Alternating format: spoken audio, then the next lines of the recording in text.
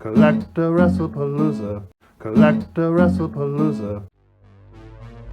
Hello, wrestling fans and sports collectors. This is Tom from CollectAWrestlePalooza. Today we're counting down the top 5 highest prices paid recently for eBay auctions of Scott Hall wrestling cards, otherwise known as the bad guy, Razor Ramon.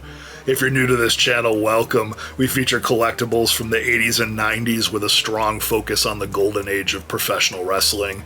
If you've been here before, welcome back. I appreciate the support. Be sure to stay tuned for number 1 on the countdown. I will explain why I don't like that style of wrestling card from the number 1 highest sale. Want to know why? You'll have to wait and see. If you like this content, please make sure you hit the thumbs up and also find links in the show notes to my Patreon, the CollectAWrestlePalooza website, and the eBay store. Even better, hit the subscribe button to get awesome collecting content in your feed. I post new videos every Friday night. It's free to subscribe and helps me out more than you know.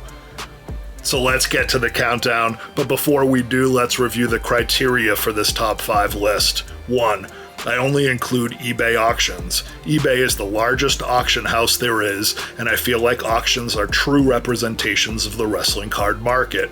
2. I only include items that come up using the search term Scott Hall. And 3, this list includes the highest prices paid on legitimate auction sales between March and June of 2025, up until the time of this recording. Coming in at number 5 is a 2012 card made by Leaf that features artwork depicting Razor holding the belt and a sharp signature. It is numbered 9 out of 10, graded as a 9 mint by Beckett, and sold for only $176. This feels like a great deal for an attractive short print card featuring the signature of a legend who left us way too young. You can tell if a trading card is officially licensed by the WWE from the name on the card. In this case, Scott Hall is going by his birth name as opposed to Razor. The Leaf Superstars of Wrestling autograph cards are underrated. I love the quality white cardstock cut in a squarish rectangle and the cartoonish depictions of the characters. Unlicensed sets contain athletes from many federations side by side, which makes them feel more like surveys of the sport as opposed to an advertisement of any particular federation. Think 1982-83 Wrestling All-Stars, another amazing unlicensed set. And the artwork depicting Scott Hall on this card is spot on. He's smug, stylish, and rough around the edges, just like the real bad guy. Coming in at number 4 is another Leaf Scott Hall autograph card. This one is labeled a 2018 Holiday Bonus 1 of 1, which sold at auction for $191.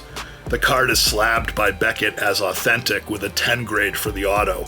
Only $191 for a 1 of 1 Scott Hall autograph seems outrageously low. I believe this card is a rebrand of the 2012 Leaf Original Series as a holiday bonus. As you can see on the card, the 1 of 1 is hand printed and the holiday bonus is a stamp in the corner. I think the holiday bonus promotion meant Leaf packaged the hits in packs. Therefore, the 1 of 1 would not be a pack-pulled card in the traditional sense. Viewers, am I correct? Leave comments and let me know if you have information clarifying what the 2018 holiday bonus series is all about. Even so, this is a 1 of 1 autograph card of the bad guy for under $200. The artwork here is amazing as well, with Scott Hall doing a signature toothpick flick in your direction. How appropriate. Coming in at number 3 is a big card, 2015's Topps Undisputed Auto in a PSA 9 that sold for $710. This is the first licensed card on the list, and notice Scott signs the card as Razor Ramon. The superstar is wearing his trademark purple vest and sports his iconic smug grin, one eyebrow raised. This card has the distinction of featuring the outfit he wore for his iconic 1994 WrestleMania 10 ladder match against Shawn Michaels, where he won the Intercontinental title. People remember Scott Hall more for his character promos than his in-ring work, which is why the ladder match is even more impressive. It was the first time a mainstream big event like a pay-per-view featured a ladder match. And Razor and Shawn set the bar as high as it could go. Their match is still one of the best ladder matches in history, showcasing Scott's ability to work.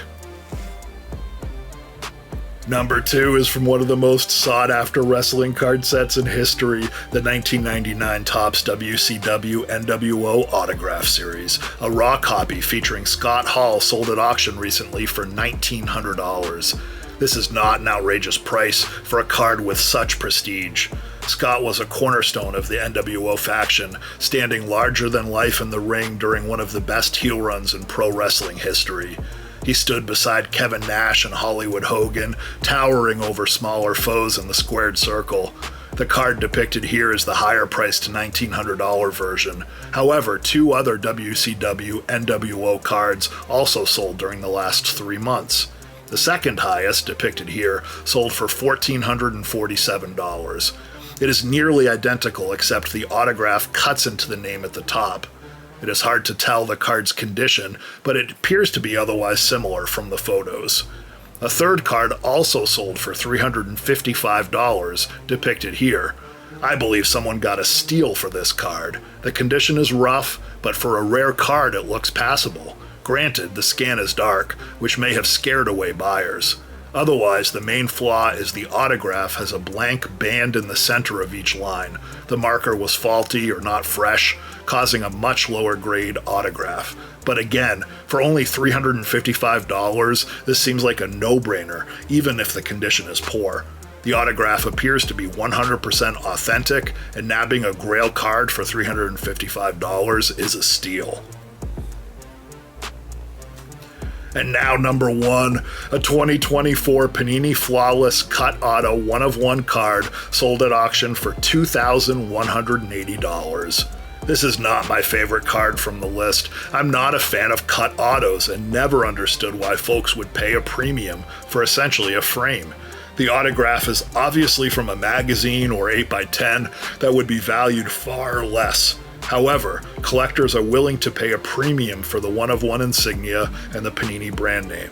To me, I can't separate the autograph from its source material. Also, the depiction of Scott Hall on this card leaves a lot to be desired. His midsection is awkwardly cropped and thrusting into the frame in the center. It just feels off. The one redeeming quality of this particular card is the gold paint pen, even if the signature looks loose and a little rushed. But to each his own. The Panini Flawless line is a premium product, and any 1-of-1 autograph of a legend from that brand, particularly a legend who is no longer with us, will command a premium.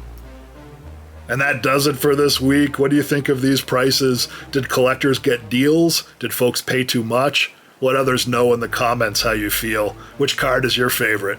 Thanks as always for watching, and we'll see you again next week for another edition of CollectAWrestlePalooza. CollectAWrestlePalooza, CollectAWrestlePalooza.